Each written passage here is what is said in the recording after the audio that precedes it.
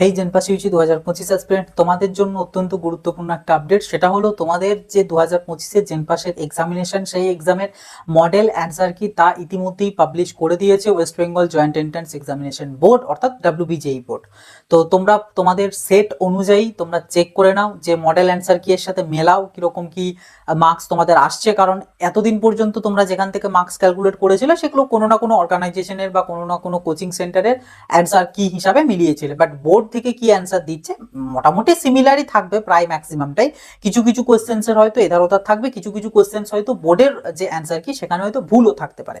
কোনো এখানে মানে চিন্তিত হওয়ার কোনো কারণ নেই। এখানে বোর্ডের তরফ থেকে তোমাদেরকে সেই সমস্ত কোয়েশ্চেন্সের রেকটিফাইয়ের জন্য অপশনসও আছে, ডিটেলসটা আমি তোমাদের সাথে শেয়ার করব। এর পাশাপাশি তোমাদের সাথে ডিসকাস করব যে তোমাদের ওয়েমার সিট কবে দিতে পারে, ফাইনাল অ্যান্সার কি কবে দিতে পারে, আর রেজাল্টই বা কবে দিতে পারে, এই সমস্ত কিছুগুলো নিয়ে।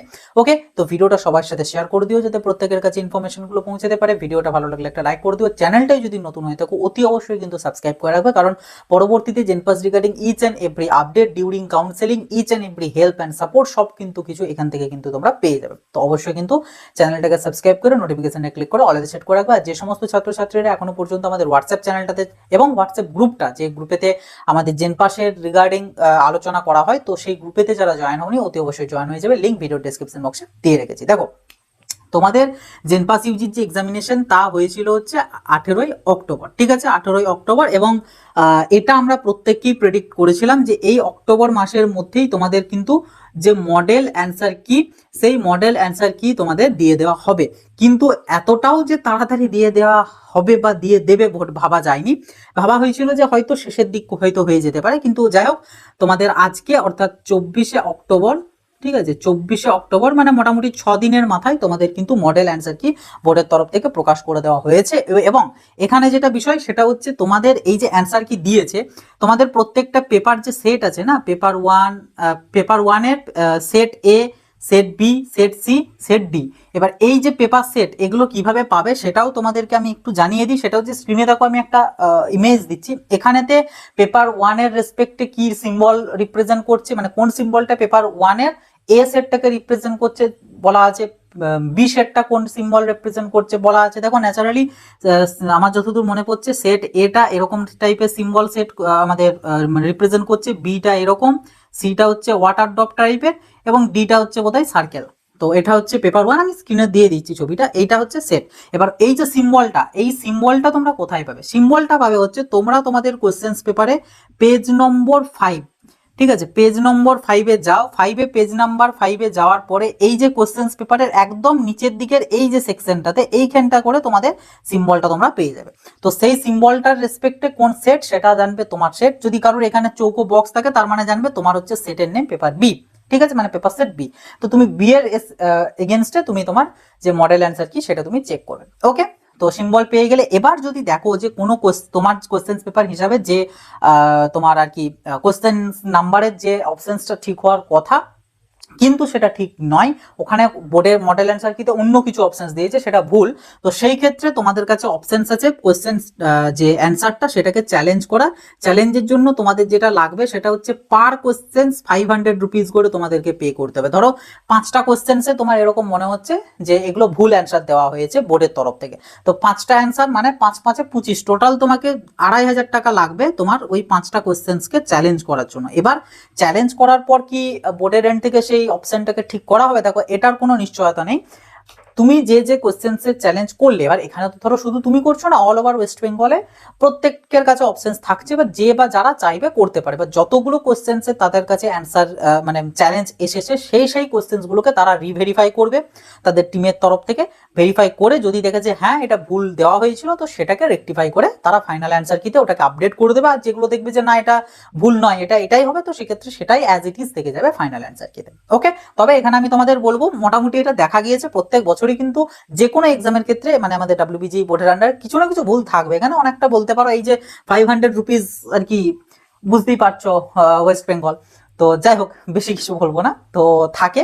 তবে এখানে আমি বলবো যে একটা কোশ্চেন্সের উপরে হয়তো অনেকেই করতে পারো, বাট আমার মনে হয় না সেটা করা ঠিক হবে বলে, শুধু শুধু পয়সা নষ্ট হয়। কারণ একটা কোশ্চেন্সকে একজন করলেও তারা সেটাকে ভেরিফাই করবে, আর 10জন করলেও তারা সেটাকে ভেরিফাই করবে। শুধু ডিফারেন্সটা কি হবে, ডিফারেন্সটা হচ্ছে একজন করলে জাস্ট 500 টাকাই খরচা হতো, যে করলো তার গেল, আর যদি 10জন করতে তাহলে কিন্তু 5000 টাকা যেত। তো বোর্ডের মানে এখানেও সে 10জনের গেল, কিন্তু বোর্ডের কাছে একজন হলে 500 টাকা তারা পেত, 10জন করলে তারা কিন্তু 5000 টাকা পেত। তো বোর্ডকে দিয়ে কি হবে টাকাটা। তো ওই জন্য এই মোমেন্টে তোমরা ইউটিউবে বিভিন্ন জায়গায় দেখো যে অ্যান্সার কি কেউ চ্যালেঞ্জ করছে কিনা। যদি দেখো যে কারা চ্যালেঞ্জ করছে, যে বা যারা যে কোয়েশ্চেন্স গুলোকে চ্যালেঞ্জ করছে, সেগুলোতে তোমাদের কারোর চ্যালেঞ্জ করার প্রয়োজন নেই, মানে নিজের থেকে টাকা দিয়ে দরকার নেই। কারণ অলরেডি তো একজন তো চ্যালেঞ্জ করছে, তো কি জন্য তুমি আবার করতে যাবে। তো সেগুলোতে চ্যালেঞ্জ করার কিন্তু কোনো প্রয়োজন নেই।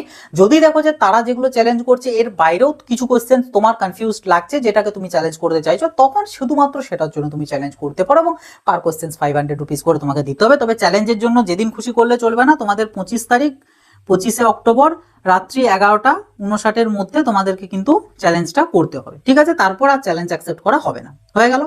এখানে আর একটা জিনিস, সেটা হচ্ছে অনেকে জিজ্ঞাসা করতে পারো যে দাদা, যে কোয়েশ্চেন্স গুলো একটু কন্ট্রোভার্সিয়াল ছিল, লাইক বোনাস মার্কস আসতে পারে বলে ভাবা যাচ্ছিল, তো সেরকম কি কোনো কিছু হয়েছে কিনা, বা সেটার কি আপডেট। দেখো এখনো পর্যন্ত অ্যান্সার কি হিসাবে যেটা বোঝা যাচ্ছে বা দেখা যাচ্ছে, আমাদের বোর্ডের এন্ড থেকে কোনো বোনাস মার্কস বা উইথড্র করেছে কোশ্চেন, সেরকম কোনো কিছু আপডেট বা কোনো কিছু জানানো হয়নি। বাট হ্যাঁ, অনেকেই রয়েছে যারা কিন্তু এগুলোর এগেনস্টে চ্যালেঞ্জ করবে, মানে করছে আর কি, অলরেডি হয়তো বা করে ফেলেছে। তো সে তারপর দেখা যাবে ফাইনাল অ্যান্সার কি টাইমে এটা বোঝা যাবে যে কি হলো না হলো। তবে হ্যাঁ, দুটো কোয়েশ্চেন ধরে রাখতে পারো। একটা কেমিস্ট্রির যে ক্যাটাগরি 2 এর একটা যে কোয়েশ্চেন ছিল, সেই কোয়েশ্চেন্সটা একটা বোনাস মার্কস তোমরা ইজিলি ধরতে পারো। আর একটা লজিক্যাল রিজনিং এর যে কোয়েশ্চেন ছিল, সেটাতে তোমরা বোনাস মার্কস ধরতে পারো। টোটাল 3 মার্কস, কারণ ক্যাটাগরি 2 এর কোয়েশ্চেন্সে 2 মার্কস, তো কেমিস্ট্রির ওটাতে বোনাস মার্কস হলে সেটা 2 নাম্বার থাকবে, আর লজিক্যাল রিজনিং এ 1 নাম্বার। তো টোটাল 3 মার্কস তোমরা কিন্তু যে বোনাস হিসাবে ধরে রাখতে পারো।